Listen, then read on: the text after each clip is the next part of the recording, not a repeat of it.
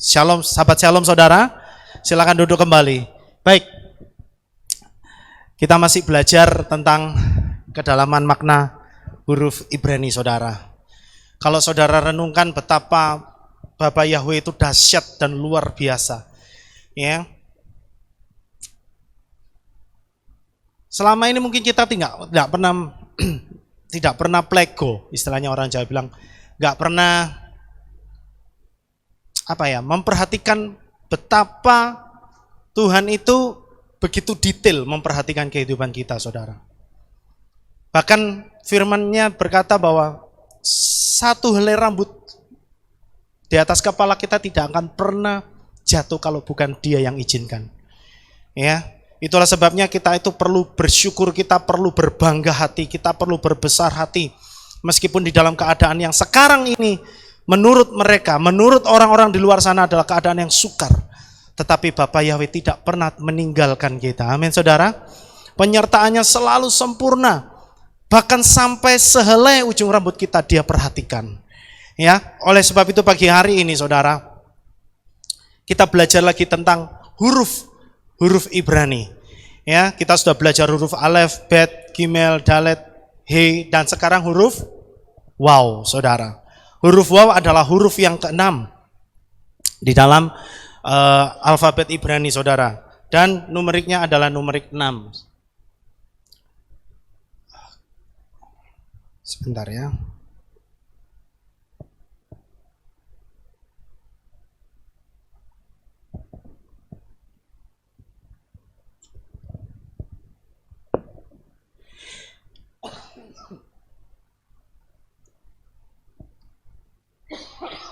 Iya, saya minta maaf karena saya masih ada masalah batuk, saudara ya. Jadi, pagi hari ini, saudara, kita akan belajar tentang huruf Waw.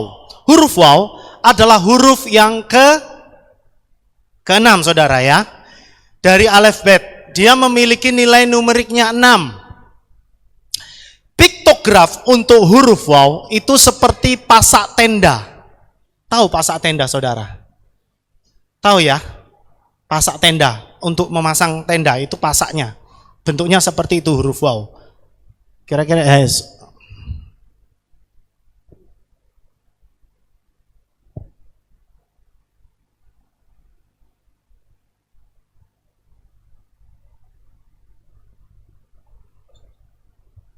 ya, jadi ini huruf Waw itu seperti ini.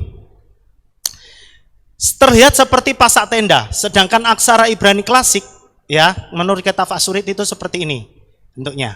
Nah, dibuat dari garis vertikal dan yod yang digabungkan. Arti kata Waw adalah kail sebagai pengait yang digunakan saat miskan atau kemah tabernakel itu dipasang. Jadi huruf Waw itu terdiri dari dua unsur, satu huruf yod dan yang satu garis vertikal yang panjang, saudara. Itu adalah huruf Waw. Jadi saudara ingat-ingat huruf Waw itu bentuknya seperti ini, saudara ya. Nah, di atasnya ini ada bagian huruf yodnya. Oke. Sekarang kita akan melihat mengenai filosofi dari huruf Waw, saudara. Waw, yang kata Waw pertama, ya, bahasa Ibrani Waw itu bisa juga dibaca Waw, saudara, Waw ya. Tapi secara tradisi itu dibaca Waw. Kata Waw yang pertama dalam Torah itu terjadi dalam kitab Bereshit atau kitab Kejadian pasal 1 ayat 1. Saudara bisa lihat di sini ada kata Bereshit bara Elohim et hasamayim wa et haaretz. Ya, perhatikan ada huruf Waw di sini. Nah, ketika ada huruf Waw di sini, saudara perhatikan ada kata sebelumnya hasamayim dan sesudahnya adalah kata haaretz yang artinya langit atau samayim. Di sini adalah bumi. Jadi, kalau saudara perhatikan ketika ada unsur huruf Waw di sini, itu menunjukkan ada huruf Waw itu sebagai penghubung dari kekuatan dua dunia, yaitu kekuatan langit dan kekuatan bumi, saudara. Nah, huruf waw ini yang dikatakan tadi sebagai pengait, dia yang menyatukan. Dia yang menyatukan kekuatan langit dan kekuatan bumi. Begitu maksudnya. Huruf waw yang terletak di antara kata langit dan bumi memberikan makna bahwa huruf waw sebagai kekuatan penghubung dari Tuhan atau pengait ilahi yang mengikat langit dan bumi. Makanya ada ayat firman Tuhan mengatakan apa yang terikat di bumi juga terikat di surga. Karena ada unsur itu, saudara. Ya. Makanya kita percaya bahwa setiap kita yang percaya kepada Bapa Yahweh, ketika kita berdoa, itu seperti ada pengait. Jadi kita harus percaya apa yang kita ucapkan itu terjadi. Karena filosofi ini, saudara. Huruf waw adalah kekuatan untuk menyatukan segala sesuatu yang terpisah di dalam ciptaan. Secara harfiah, waw berarti kail atau pasak. Dan huruf Ibrani adalah garis vertikal. Sebagai penghubung, waw berisi kekuatan untuk menghubungkan kekuatan langit dan bumi. Ia dapat dianggap seperti selang atau tabung yang menghubungkan dan melimpahkan semua energi kelimpahan dari atas ke bawah kepada makhluk ciptaan. Jadi kita percaya bahwa kita ini selalu terhubung dengan kekuatan Samayim, saudara. Jadi percayalah apa yang kita ucapkan itu pasti terjadi. Karena Tuhan sudah memberikan alatnya, Tuhan sudah memberikan medianya. Ada pengaitnya, saudara. Ada energi untuk mengaitkan dan memberikan kelimpahan dari atas ke bawah kepada kita sebagai makhluk ciptaan Bapa Yahweh. Nah, huruf waw juga itu menurut tradisi orang-orang Yahudi itu dilambangkan dengan tangga Yakov. Ingat ketika Yakov itu mimpi di Betel, dia bermimpi ada tangga yang sampai ke surga, ke Samayim. Nah, itu diumpamakan seperti itu, saudara. Jadi melambangkan tangga Yakov yang berakar di bumi dengan kepalanya di langit. Jadi ini adalah perpanjangan dari titik esensial Yod. Maksudnya adalah tempat semua ciptaan berasal. Ingat, Yod itu juga mewakili kata Yahweh. Ingat, saudara, Yod itu mewakili kata Yahweh. Jadi inilah hal yang esensi dari huruf waw, karena ada penggalan unsur dari huruf Yod, yaitu tempat semua ciptaan itu berasal. Kemudian sekarang yang kedua, saudara. Kata waw dan tabernakel atau miskan, kemah. Kata waw itu digunakan di dalam Keluaran pasal 27 ayat 9 sampai 10. Di situ ada kata di situ ada kata wawe, ya. Waw dan yod untuk merujuk pada kait perak yang diikatkan pada tiang yang disebut amudim, yang digunakan untuk menahan tirai atau yang disebut dengan yeriah yang menutupi tabernakel. Jadi saudara bisa lihat ini kemah tabernakel seperti ini, ya. Kemudian ada kait-kait perak atau pasak-pasak tenda yang terbuat dari perak. Nah, itu yang disebut dengan waw, huruf waw, ya, atau wawe, waw, yod. Nah, itu yang dipakai dalam unsur kemah tabernakel. Jadi sama seperti kemah tabernakel adalah tempat tinggal Tuhan sementara orang Israel berpergian di padang gurun. Demikian juga tubuh kita itu juga dikatakan sebagai kemah tabernakelnya Bapa Yahweh. Oleh sebab itu kita perlu menaruh torahnya Bapa Yahweh di dalam hati kita. Kita perlu menyediakan tempat yang khusus buat Bapa Yahweh, ya, supaya Bapa Yahweh itu kerasan di dalam diri kita, ya. Ini adalah keinginannya Tuhan. Nah, ini filosofinya seperti huruf waw, saudara. Ya, jadi dipakai untuk sebagai kemah di mana tempat roh Tuhan itu tinggal. Ya, perlu yang namanya kekudusan. Oleh sebab itu, saudara, di akhir zaman ini, Tuhan mau supaya kita menjaga kemah tubuh kita supaya tetap kudus di hadapan Tuhan. Amin, saudara. Tuhan mau supaya menjelang kedatangannya yang kedua kali, di dalam kemah tubuh kita, itu tinggal Torahnya Bapa Yahweh. Amin. Supaya kita itu terus ada di dalam kebenarannya Bapa Yahweh, saudara. Nah, itu filosofinya seperti itu, di mana Torah Yahweh tinggal di dalam kemah tabernakel kita. Nah, oleh karena itu, para ahli Torah mengembangkan gagasan bahwa gulungan Torah harus dibuat dengan cara seperti membuat kemah tabernakel. Mereka menyebut setiap lembar perkamen dari sebuah gulungan sebagai yeriah. Yeriah tadi itu lembaran-lembaran perkamen itu, saudara ya. Dinamai untuk tirai tabernakel. Ada kira-kira 50 yeriot atau yeriah per gulungan.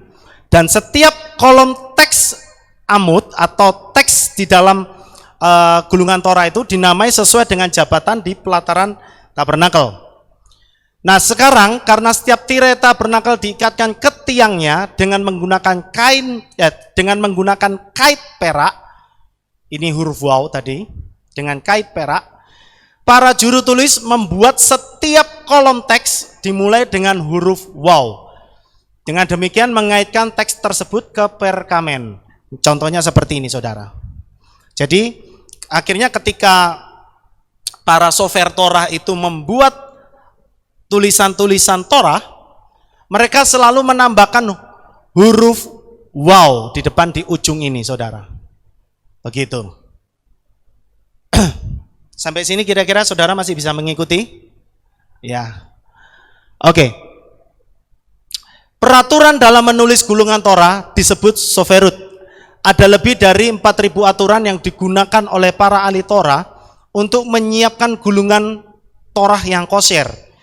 Misalnya, Torah harus berisi tepat 304.805 huruf yang dibentuk dengan baik dalam 248 amudim atau kolom atau halaman.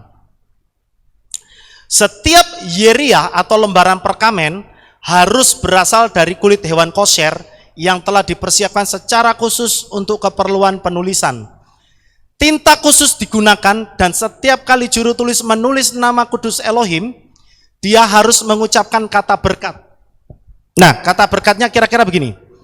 Leshem kedushat Hashem, yang artinya di dalam nama yang kudus itu. Nah, jadi sebelum ketika para sofer Torah ini mereka menulis isi dari Torah, ketika mereka menemukan nama kudus Bapa Yahweh, 4 huruf yang kudus itu, Yod He Waw He, maka dia akan berhenti sejenak, saudara. Mereka akan berhenti sejenak dan dia akan berdiri. Dia akan mengatakan Leshem kedushat Hashem. Begitu. Artinya ketika dia mau menulis, dia ngomong di dalam nama yang kudus itu. Ya, tetapi harusnya menurut saya kata-katanya bukan Leshem kedushat Hashem, saudara. Tapi apa? Leshem kedushat Yahweh. Di dalam nama kudus Yahweh. Sebenarnya yang benar itu kalau menurut saya. Tapi karena budaya mereka mengatakan bahwa nggak boleh menyebut nama kudus Bapa Yahweh. Nah, akhirnya kata-katanya seperti itu. Nah, itu cara menulis Torah, saudara. Ya, dan kemudian baru mencelupkan pena bulu ke dalam tinta yang baru dia tulis.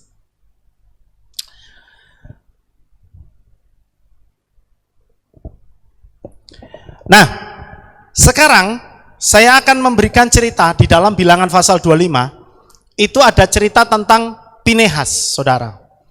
Ya, ada cerita tentang Pinehas. Ini kok tiba-tiba, sebentar ya.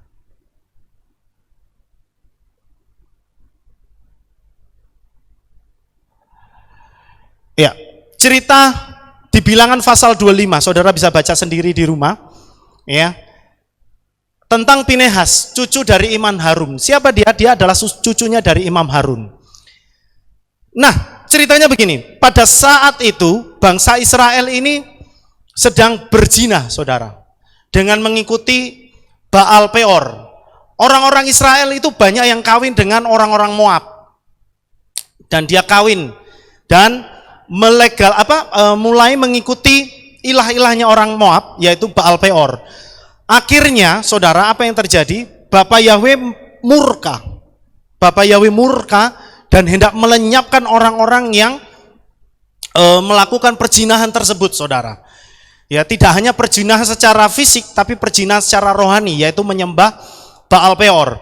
Dan itu yang membuat hati Tuhan itu murka luar biasa. Akhirnya apa yang dilakukan? Bapak Yahweh hendak membinasakan orang-orang yang berzina tadi. Dan dia ngomong sama Mose. Dan apa yang terjadi, saudara? Dari situ muncullah Pinehas, ini cucunya Harun. Apa yang dilakukan oleh Pinehas? Dia mulai bangkit pagi-pagi hari dan dia mulai membunuh orang-orang yang berzina terhadap Bapak Yahweh. Orang-orang suami istri dibunuh semua, saudara. Nah, dengan kejadian itu membuat murkanya Bapak Yahweh surut, saudara. Membuat murkanya Bapak Yahweh surut. Nah, kemudian di dalam tradisi orang-orang Yahudi dan orang-orang Mesianik juga, akhirnya cerita Pinehas ini, sosok Pinehas ini, itu hampir disamakan dengan Yesua, saudara.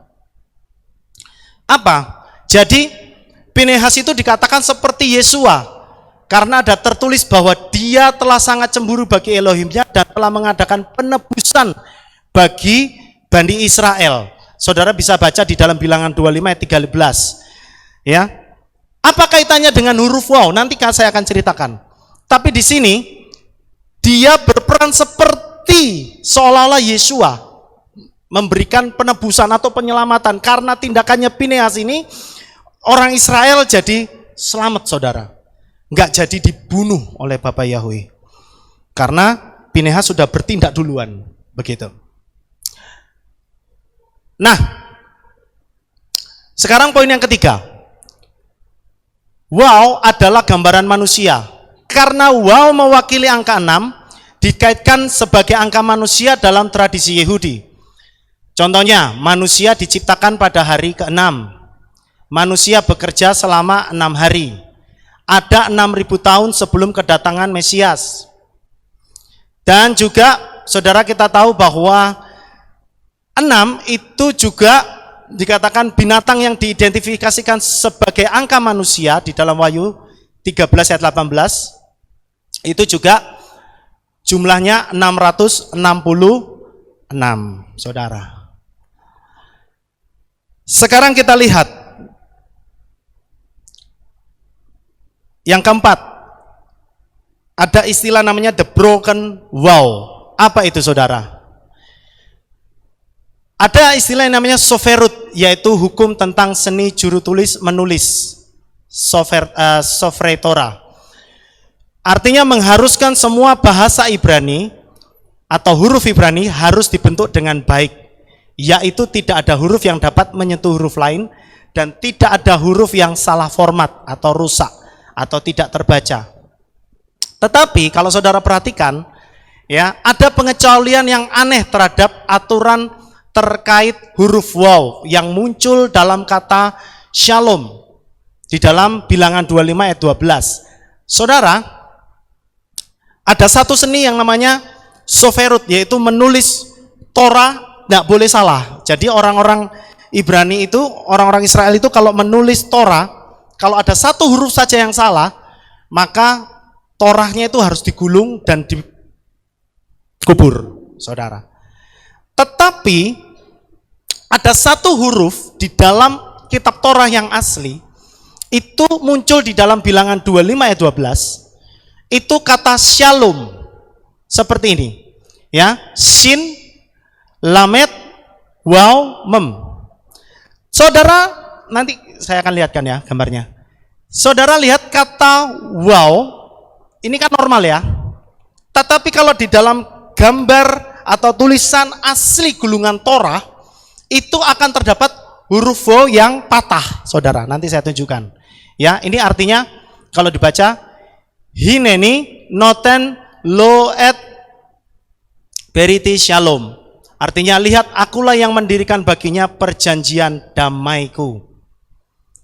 Nah, kalau saudara melihat di dalam gulungan Torah yang asli, saudara akan menemukan huruf ini. Huruf waw tapi patah, saudara. Nah, kata shalom itu ditulis seperti ini. Tetapi ada huruf yang patah. Ini di dalam gulungan Torah yang asli, saudara. Akan ditemukan huruf yang begini. Padahal ini nggak boleh harusnya. Tetapi kenapa ini bisa terjadi? Apa maksudnya waw yang rusak ini? Atau waw yang patah ini? Nah, ini tadi kembali kepada cerita tentang Pinehas, ya.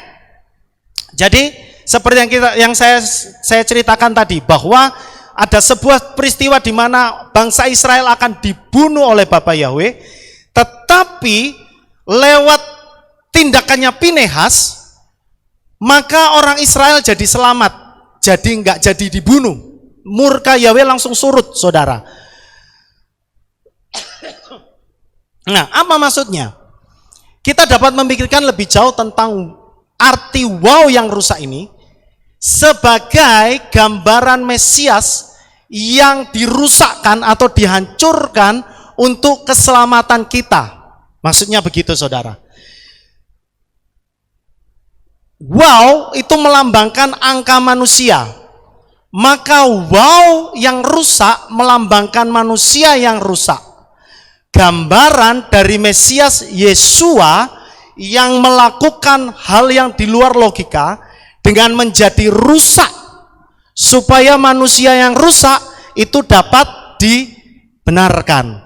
Seperti yang dilakukan oleh Pinehas. Makanya Bapak yang mengatakan aku memberikan shalom dan perjanjian damai kepadanya. Kenapa? Karena Pinehas melakukan sebuah terobosan, saudara. Pinehas melakukan sebuah hal yang nggak dipikir oleh orang lain, begitu. Dia melakukan tindakan untuk menyelamatkan bangsanya.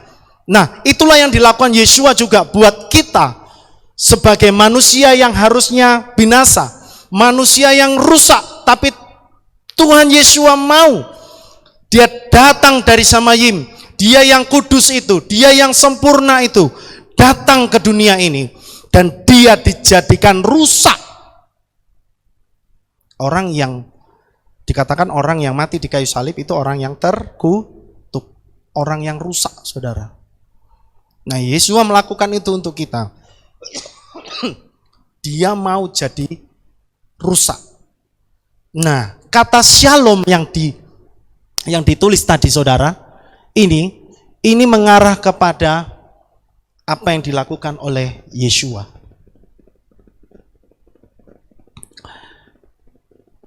Sekarang poin yang kelima. Wow, Mesias dan ciptaan baru. Nah, saudara perhatikan, ketika Tuhan pertama kali menciptakan langit dan bumi, itu ada kata toldot, saudara. Kata toldot ini artinya generasi. Perhatikan, kata toldot ini artinya generasi. Ya, saudara bisa dilihat di dalam Kejadian 2 ayat 4. Ada kata generasi, itu bahasa Ibrani-nya toldot. Ini kata toldot ini mengacu pada keadaan yang diciptakan sebelum Adam dan Hawa jatuh dalam dosa. Kata toldot ini. Hurufnya tau, waw, lamet, dalet, waw, tau. Dibaca toldot. Tetapi setelah kejatuhan Adam, kata tersebut dieja secara berbeda dalam teks Ibrani, yaitu dengan huruf waw yang hilang, yaitu sama kata toldot. Saudara bisa lihat di dalam Kejadian 25 ayat 19. Di situ ada kata toldot, tetapi huruf wawnya ini nggak ada. Ini harusnya nggak ada ya. Ini nggak ada nih huruf ini. Salah penulisan. Jadi saudara akan lihat ada huruf tau, waw lamet dalet langsung tau lagi. Tidak ada kata waw. Kok bisa? Ternyata setelah Adam dan Hawa jatuh di dalam dosa, kata huruf waw ini untuk kata toldot generasi ini huruf wawnya hilang. Kenapa bisa hilang? Itu menandakan bahwa hubungan antara manusia dengan Tuhan setelah generasi Adam dan Hawa itu sudah tidak sempurna. Makanya ada ayat yang mengatakan semua manusia telah berdosa dan kekurangan kemuliaan Elohim. Kekurangan kemuliaan Elohim. Kenapa?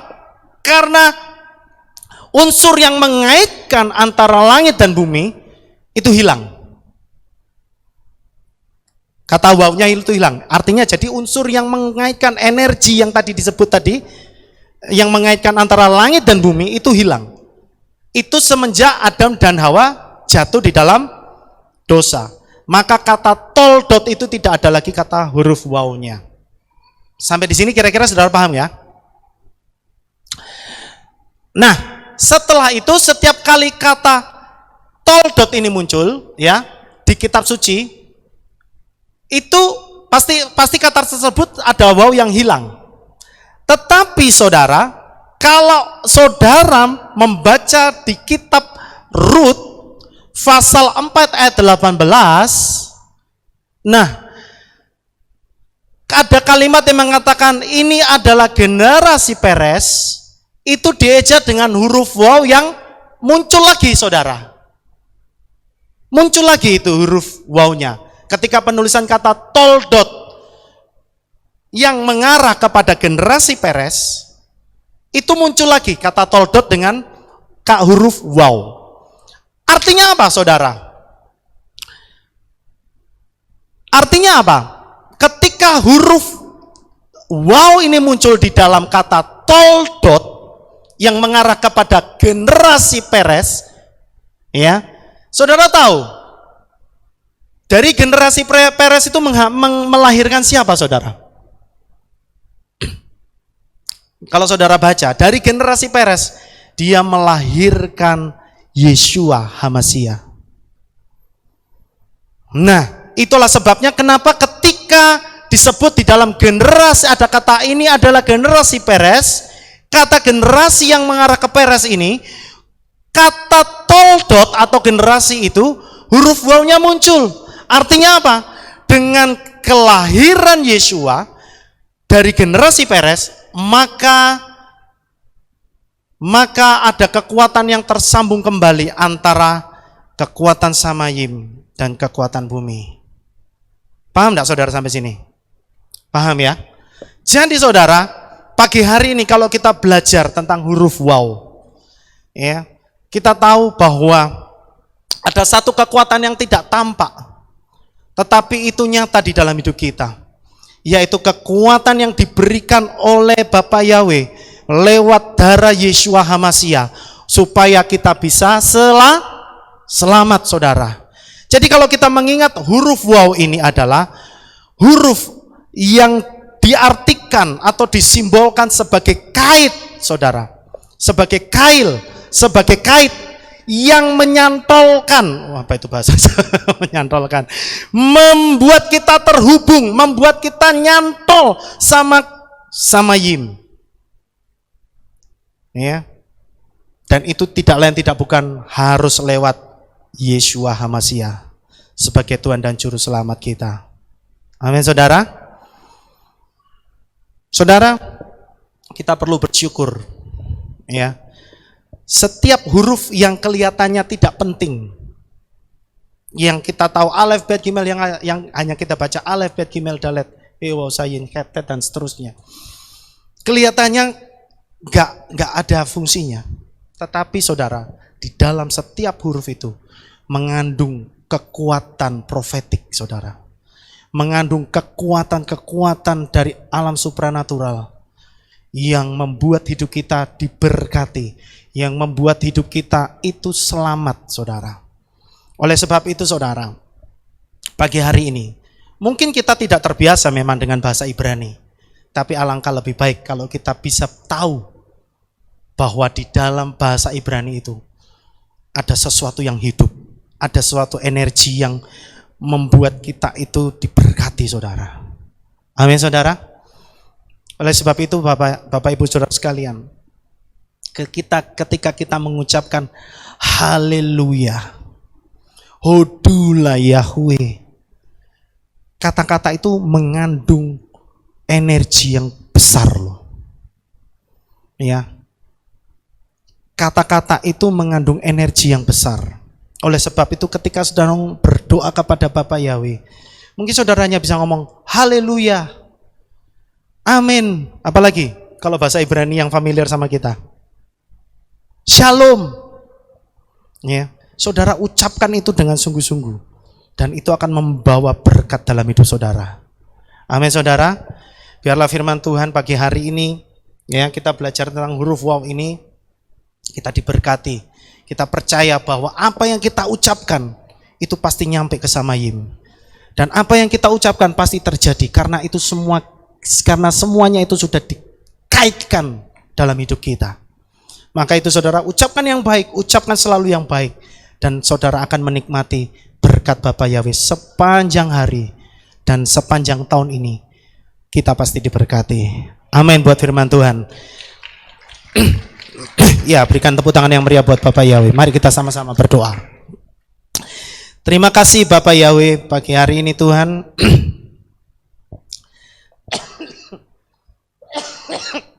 Biarlah firman-Mu memberkati setiap kami Bapa. Setiap kami yang mendengarkan firman-Mu Tuhan, mari Roh Kudus Engkau memberikan pengetahuan yang lebih dalam Bapa. Kami percaya Roh Kudus Engkau memberikan kami hikmat marifat-Mu untuk kami lebih mengerti tentang firman-Mu. Terima kasih Bapa, sebentar kami akan pulang.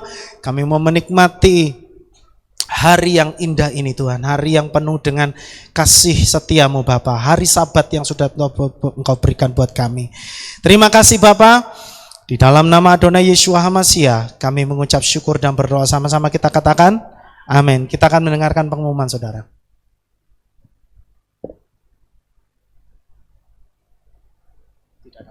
Ya, saya serahkan kepada Bapak Gembala. Kita akan tutup di dalam doa. Mari kita bangkit berdiri, kita akhiri ibadah kita. Terima kasih Bapak Yahweh, selesai sudah ibadah kami pada hari Sabat ini. Biarlah Bapa senantiasa menopang di dalam setiap kehidupan kami. Pertemukan kembali esok untuk kami bisa bersama-sama memuliakan dan meninggikan Engkau. Terima kasih ya Tuhan, inilah doa syukur yang kami naikkan dalam nama Adonai Yeshua HaMashiach. Kami sudah berdoa. Mari kita angkat tangan kita dan kita akan menerima berkat Kohanim. Haleluya. Yevarechecha Yahweh wa yishmereka. Amen. Ken yehirata. Yair Yahweh panau eleka vichuneka. Amen. Ken yehirata. Yesa Yahweh panau eleka wa yashem lecha shalom. Amen. Ken yehirata. Baruk atapair ufaruk atabasadeh. Engkau akan diberkati di kota dan kau akan diberkati di ladang. Amin. Baruk peripit nih kau friat mat kau fri fahem teka shekar ala peka westerot soneka. Diberkatilah buah kandunganmu, diberkati hasil bumimu, diberkati hasil ternakmu, anak-anak lembumu dan anak-anak dombamu. Amin. Baruk tanah kau misyarteka, diberkatilah bakulmu dan tempat adonanmu. Amin.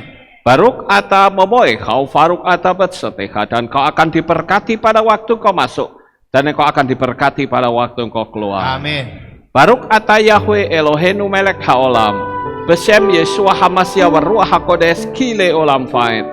Kami sudah berdoa dan mengucap syukur. Amin.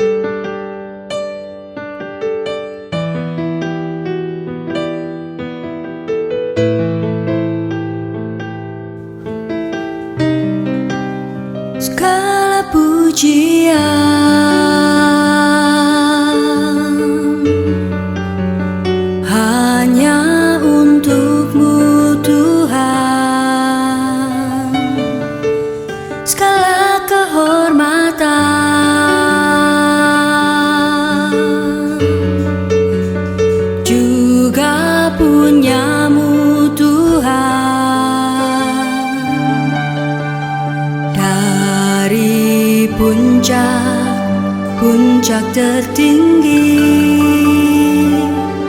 sampai lembah terlandai. Semua karya kasih cintamu, sujud menyembah Sang Maha Pencipta. Hatiku menari disertai derai air mata memanggil namamu, Yahweh Tuhan. Segala kemuliaan hanya bagimu.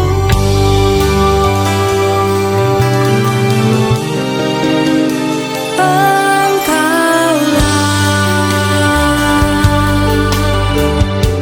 sumber segala pengharapan, mendengar, memulihkan hati yang luluh, menyembuhkan juga menghibur. Duka lara menjadi bahagia,